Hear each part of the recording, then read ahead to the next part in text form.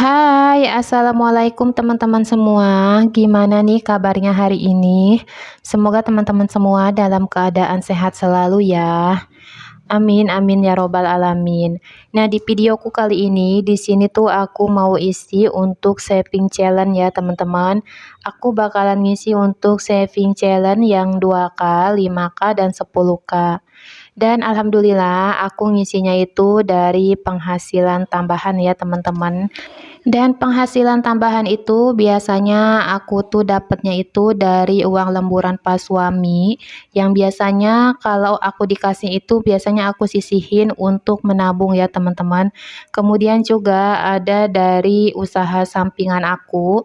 Jadi biasanya kalau udah balik modal dan udah ada untungnya gitu, aku baru masukin ke saving challenge ini. Biarpun keuntungannya itu nggak banyak ya teman-teman. Dan ini ya teman-teman hasil yang udah aku kumpulin selama ini. Dan kenapa sih bentuknya itu semuanya receh? Karena memang aku tuh sukanya memang nabung seperti ini ya teman-teman. Dan menurut aku kalau nabung seperti ini tuh tidak memberatkan kita, karena nominalnya juga tidak terlalu besar. Beda dengan kalau aku nabung yang nominal 100.000 atau 50.000, itu menurut aku susah terkumpulnya ya teman-teman. Jadi kalau nabung receh kayak gini kayaknya cepet banget untuk terkumpulnya. Dan ini banyak yang nominal 2000-nya ya teman-teman. Aku mau masukin untuk saving challenge yang 2000. Karena untuk saving challenge yang 2000 ini biarpun nominalnya itu kecil, kadang agak sedikit susah juga sih buat aku ya teman-teman. Karena uang 2000 ini sering banget untuk jajan anak aku, makanya untuk terkumpulnya itu agak sedikit susah gitu. Beda banget dengan uang yang 5000 dan 10.000. Biasanya anak-anak aku tuh jarang mau ya kalau misalkan jajan pakai uang yang nominalnya itu 5000 atau 10.000. Mereka itu lebih suka jajan menggunakan uang nominal 2000, biarpun dalam sehari itu bisa 5 kali bolak-balik gitu ya teman-teman. 5 kali bolak-balik untuk jajan, jadinya ya gitu ya teman-teman, susah terkumpulnya kalau untuk uang 2000 ini. Nah, sebelum lanjut ke videonya, di sini aku mau ngucapin terima kasih banyak ya buat teman-teman yang sudah mau klik video ini, yang sudah meluangkan waktu dan kuotanya untuk nonton video sederhana aku. Dan aku juga mau ngucapin terima kasih banyak ya buat subscriberku dimanapun kalian berada. Semoga saja kebaikan teman-teman dibalas dengan kebaikan yang berlipat-lipat ganda oleh Allah Subhanahu wa Ta'ala. Amin, amin ya Robbal 'Alamin.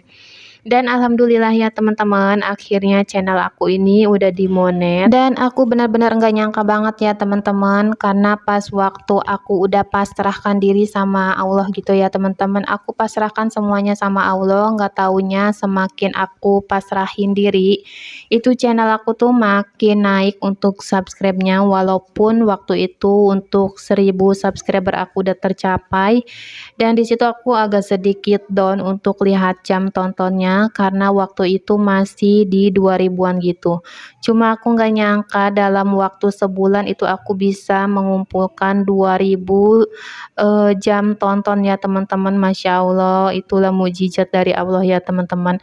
Dan aku mengucapin terima kasih banyak ya buat teman-teman semua. Tanpa support dari teman-teman semua, mungkin channel aku ini bukan apa-apa ya teman-teman. Dan buat teman-teman yang masih berjuang untuk mengejar 1K dan 4K, tetap semangat ya teman-teman, karena aku juga di sini masih berjuang banget.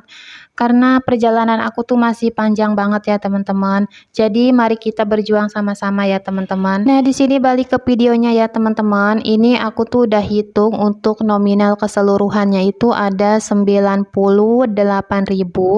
Kemudian ini aku mau isi untuk saving challenge yang 2K. Dan untuk nominal 2K ini tuh ada 9 lembar ya teman-teman. Jadi kalau di totalin itu semuanya ada 18.000. Kemudian di sini aku mau gabungin aja sama yang belum aku klip gitu ya teman-teman. Yang aku belum klip ini ada 10.000.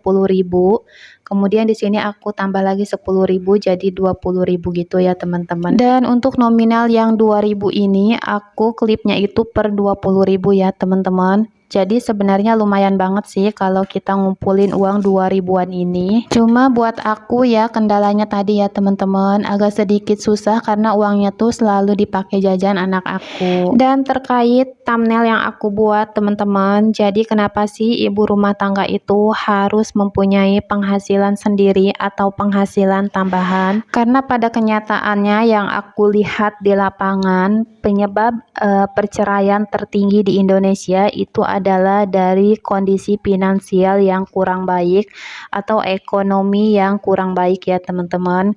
Dan kenapa sih wanita itu harus memiliki penghasilan sendiri?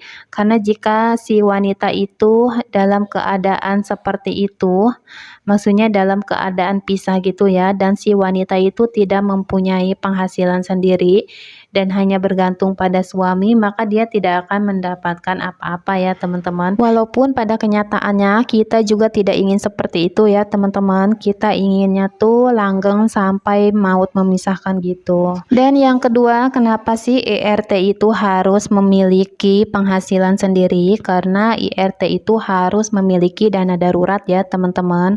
Karena kita nggak tahu ke depannya kehidupan kita itu bakalan seperti apa atau kondisi ekonomi keluarga kita itu seperti apa. Karena takutnya nanti ketika kita itu tidak punya penghasilan dan hanya mengandalkan penghasilan dari pas suami, sedangkan pas suami itu kerjaannya itu, mohon maaf ya teman-teman, misalkan di PHK gitu. Nah, kita dari situ tidak akan pernah punya penghasilan lagi kan teman-teman kalau kita hanya bergantung sama pas suami. Makanya penting banget buat IRT seperti kita ini punya penghasilan sendiri atau punya penghasilan tambahan gitu ya teman-teman.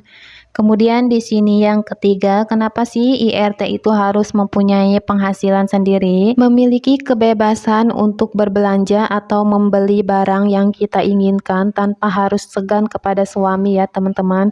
Jadi kita mau beli barang dengan hasil usaha kita sendiri itu menurut aku lebih baik ya teman-teman dibandingkan kita harus meminta kepada suami. Walaupun pada kenyataannya pas suami itu selalu mengizinkan kalau misalkan nih saya meminta uang untuk membeli barang tersebut, biasanya pas suami selalu mengizinkan. Cuma resikonya di situ ya teman-teman.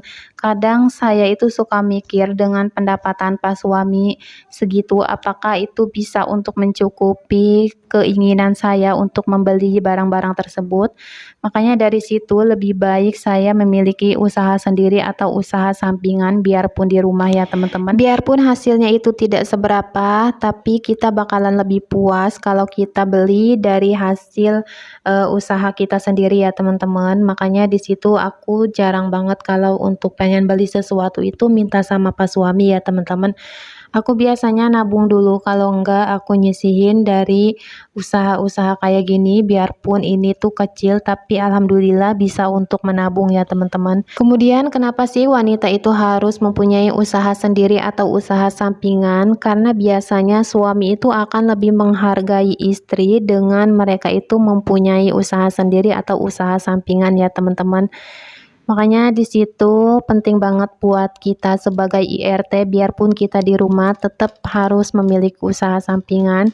Tapi itu juga tergantung situasi dan kondisi ya teman-teman. Jika memang tidak memungkinkan untuk usaha sampingan, lebih baik menurut aku enggak ya teman-teman. Tapi kalau buat aku sendiri, karena aku memang sudah terbiasa dari dulu mempunyai penghasilan sendiri, jadinya kalau enggak ada usaha, kalau enggak ada penghasilan itu kayaknya hampa gitu ya teman-teman. Biarpun aku tuh penghasilannya tuh serabutan gitu, tapi setidaknya bisa untuk menabung ya teman-teman. Nah, jadi itu ya teman-teman kenapa IRT itu harus mempunyai usaha sampingan atau usaha sendiri.